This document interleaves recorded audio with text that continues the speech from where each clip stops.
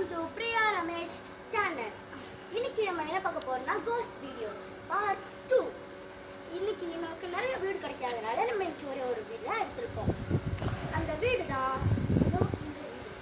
பார்க்க எவ்வளோ பெருசாக இருந்தாலும் அதே மாதிரி நமக்கு 2 பேருக்கு கைஸ். என்னன்னா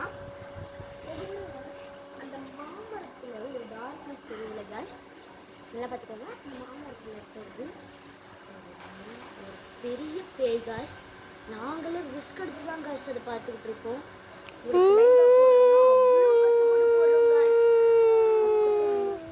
அந்த இடத்துல ஒரு பேய் தெரியுதா காஸ்?